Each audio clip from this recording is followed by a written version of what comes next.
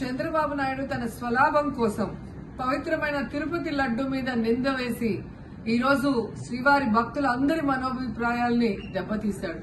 So మళ్లీ ఆ భక్తుల మనోభిప్రాయాల్ని పునరుద్ధరించాలని, దానికి సుప్రీంకోర్టు కలుగజేసుకుని ఇది విచారించి నిజానిజాలు తెలపాలని మొదటి నుంచి మేము కోరుకుంటూనే ఉన్నాం.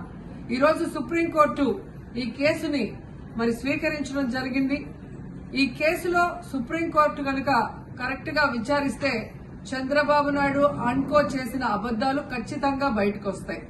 ఎందుకంటే మీరే చూశారు, చంద్రబాబు నాయుడు లాంటి వాళ్ళు ఒక సీఎం స్థాయిలో ఉండి తప్పు జరిగిందా లేదా అని విచారణ చేయకుండా, ఎటువంటి సాక్ష్యాధారాలు లేకుండా కేవలం జగన్మోహన్ రెడ్డి గారిని టార్గెట్ చేయాలి, ఆయన మీద నింద వేయాలి, ఆయన్ని హిందువులకి దూరం చేయాలన్న ఒక దురుద్దేశంతోనే ఈ యొక్క కామెంట్ చేశాడు అనేది స్పష్టం కాబోతుంది.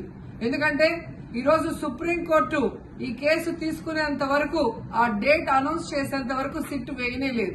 అంటే ఉన్నత స్థాయి విచారణ ఎక్కొట్టాలి, ఉన్నత స్థాయి విచారణ జరిగితే తాను చెప్పిన అబద్దం బయటపడుతుందన్న భయంతో సిట్ ని హడావిడిగా ఏర్పాటు చేయడం మనందరం కూడా గమనించాలి. మొదటి నుంచి మాకు సిట్ మీద ఎందుకు నమ్మకం లేదు అంటే, తన పరిధిలో ఉన్న సిట్ ని చంద్రబాబు నాయుడు వేస్తే ఆల్రెడీ తను ఒక జడ్జిమెంట్ ఇచ్చేశాడు కాబట్టి దానికి లోబడే అధికారులు అబద్దాలు మాట్లాడతారు, నిజాలు చెప్పరు.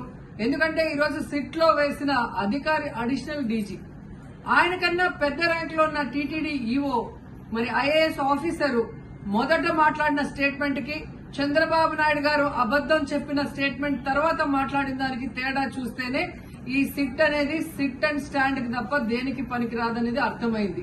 అందుకే మేము మొదటి నుంచి అడిగాము, సుప్రీంకోర్టులో విచారణ జరగాలి, సిబిఐకి డైరెక్షన్ ఇచ్చి విచారిస్తే ఖచ్చితంగా మత కల్లోలాలు సృష్టించాలనుకున్న చంద్రబాబు నాయుడు అన్కో అందరికీ కూడా బుద్ధి చెప్పే అవకాశం దొరుకుతుందని. సో ఈరోజు విచారణ స్టార్ట్ అయింది.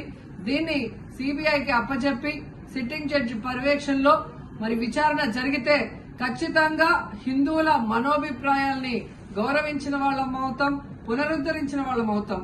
లేకపోతే చంద్రబాబు నాయుడు వేసిన ఈ నింద పవిత్రమైన లడ్డూని తినాలా వద్దా, దీంట్లో కలిసిందా లేదా అన్న అనుమానంతోనే భక్తులందరూ కూడా ఈరోజు లడ్డూ తినకుండా వెళ్లిపోతుంటే ఒక తిరుపతి అమ్మాయిగా చాలా బాధేస్తుంది. ఈ రోజే అలగర్ కోయిల్ మదురై దగ్గర దక్షిణ తిరుమల చాలా పవిత్రమైన టెంపుల్.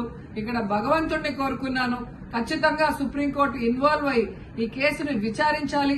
తప్పు చేసిన వాళ్ళని, అలాగే అంటే తప్పుడు స్టేట్మెంట్ ఇచ్చిన వాళ్ళందరూ ఎంత పెద్ద పొజిషన్ లో ఉన్నా కూడా వాళ్ళని శిక్షించాలి అని భగవంతుడిని కోరుకున్నాను, సుప్రీంకోర్టుని కోరుకుంటున్నాను.